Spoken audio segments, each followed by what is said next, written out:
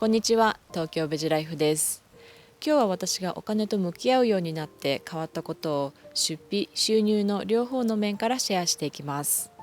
お金と向き合うというのはどういうことかというと、私は学生の頃は結構お金に苦労していて、で大学生の頃は月$300ぐらいのすごい安いよくネズミが出るアパートに住んでいて、で生活費も月$100ぐらいに抑えて結構節約生活っていうのをしていました。そういう節約生活よりも、家族の中で結構お金のことで喧嘩とかがあって、それでお金のことがちょっとトラウマになっているというところがありました。そういう経験をするとお金を稼いでやろうみたいな感じになる方が多いと思うんですけれども、私の場合は逆にお金が怖くなってしまったというか、なるべく考えたくないものになりました。で大学院を卒業して就職してからは幸運なことにそんなに普通の生活をしていればお金のことを考えなくてもいいくらいの収入は得ることができました。でサラリーマンからフリーランスに転向してからは収入があまり安定的ではなかったので、やっぱりたまにお金に関して英語でアングサイリーって言うんですけど、すごく不安な気持ちに駆られるっていうことがあって、お金とちゃんと向き合おうという気持ちになりました。まずお金のことで不安になるのは自分の出費をちゃんと理解できていないからだと思って、でクレジットカードの明細だとか銀行口座の出入金とかをしっかり見るようになりました。でそういうことを言うとそんなこともしてなかったのって言われちゃうかもしれないんですけど、意外とその自分が何にお金を使っているかっていうのを把握してない人は多いんじゃないかと思います。で私の場合はそういう、お金の流れっていうのをきちんと把握して、4つ出費について気づいたことがありました。1つ目は使っていないものにお金を使っていました。で使っていないものっていうのはどういうことかっていうと、例えば週2、3回行く予定で契約したけれども結局週1回とかしか行っていないジムだったりとか、あとはろくに読んでいない雑誌の定期購読とか、あと家に Wi-Fi があるのにネット使い放題の、携帯を契約していたりとか、あと最初の1ヶ月無料って言って申し込んで、その後自動更新になって使っていないのに利用料を払い続けているものだったりとかで、そういうことがあったので、利用してないサービスは全て解除して、で携帯も格安 SIM にして、でそれからは月々の支払いが発生するサービスっていうのは、よっぽどビジネスとかに必要じゃない限りは申し込まないということにしました。2つ目は一時的なものによくお金を使っていました。一時的なものっていうのは例えば旅行に行ったりとか家電を買ったりとか引っ越しをしたりとか、その時は一時的今だけの出費だからしょうがないみたいな感じで出費をしていたんですけど、そういう一時的な出費が意外と結構な頻度で起こっていて、なので月々の、出費に換算してみると結構な出費になっていることに気づいて、それで一時的な出費と思わずに大きな出費があるときはきちんと、月々にしたらいくらぐらいを何年で払っていくことになるのかなっていうのを考えるようになりました。で3つ目は自分へのご褒美によくお金を使っていました。自分へのご褒美っていうのは、私の場合例えばスパに行ったりとかマッサージに行ったりとか、人によっては何ですかね、豪華なレストランに行ったりとか、旅行に行ったりとかいろいろあると思うんですけど、ショッピングをしたりとか、私の場合そういうマッサージとかに、よくそうですね、よく行っていて、でただマッサージとかってその時は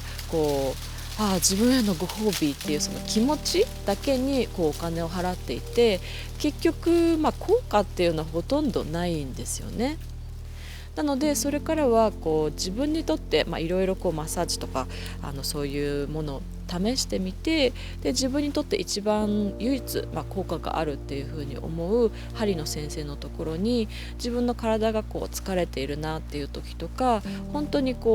なんていうんですかね、治療が必要だなっていう時に行くようにしています。で4つ目は安いものによくお金を使っていました。安いものっていうのは安い雑貨だったりとか、あと安い食べ物ですね。安い雑貨とかは、安いのであんまり考えずにちょこちょこちょこちょこ買ってしまって、でどんどんどんどん物が溜まって、で、もちろんそういうものっていうのは家のスペースを取りますし、それで自分のなんていうんですかね、精神的にすごいマイナスになって、でも最後にはもう処分しきれないぐらいの量になってしまったので、業者さんに頼んで処分をして、それでまたお金がかかってしまうということがありました。で食べ物も前はコンビニの食事とかで簡単に済ませたりとか、あと冷凍食品をチンしたりとか、そういうことを結構していたんですけど、やっぱりそういう、出来合いの食品とかっていうのは安くて早く食べれて簡単なので、その時はいいんですけど、やっぱり添加物がいっぱい入っていたりとか、化学調味料が使われていたりとか、体にとっていいわけがないので、やっぱり長期的に見るとそういう健康面での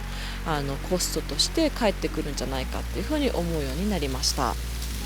なので安いものっていうのは、結構その場では払う額っていうのは小さくても、後々違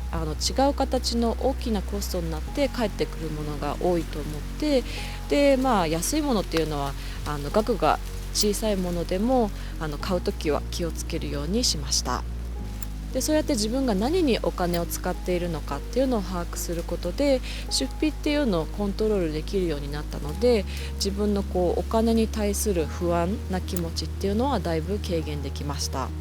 で収入に関してはやっぱりサラリーマンからフリーランスになって、やっぱり安定的な収入の方がいいなって思うことがあるんですね。それで実は一回サラリーマンに戻ったこともあって、でも結局なんていうんですかね、私にとってはそのオフィスに一日中いなきゃいけないっていう、もうその縛りがすごく苦痛で、それで結局長続きしなかったんですね。フリーランスっていうのは収入は不安定でも、自分が頑張ればその分収入をいくらでも増やすことはできますし、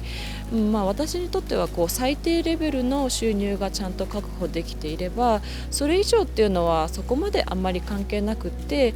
一番重要なのは自分が自由に好きなことをして暮らせることだと思うようになりました。で今は YouTube をしていて、でフリーランスをしている時からよく他の人に、もっとスケールが効くことをした方がいいとか、要は人を雇って会社を大きくするみたいなことをした方がお金が稼げるっていうふうによく言われてたんですけど、やっぱり私にとってはですけど、人を雇って会社を大きくするみたいなことは結局サラリーマンで会社に縛られているのが、出資者だったりとか株主とか、従業員っていうものに縛られる生活とあんまり変わらないかなっていうふうに思っています。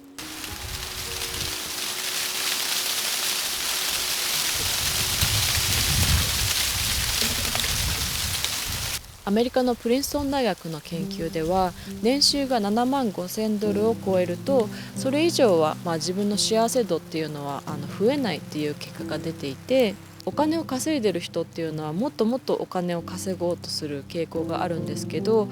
やっぱり自分がやりがいのある仕事を見つけられて、で自分が幸せに感じる生活を見つけられることがもっと重要だと私は思っています。ということで今日は私がお金と向き合うようになって変わったことを出費・収入の両方の面からシェアしました。みんな収入の額や生活の環境・状況っていうのは違うので、私の話が全て当てはまるとは思っていないのですが、お金の考え方について少しでも参考になれば嬉しいです。それでは See you next time!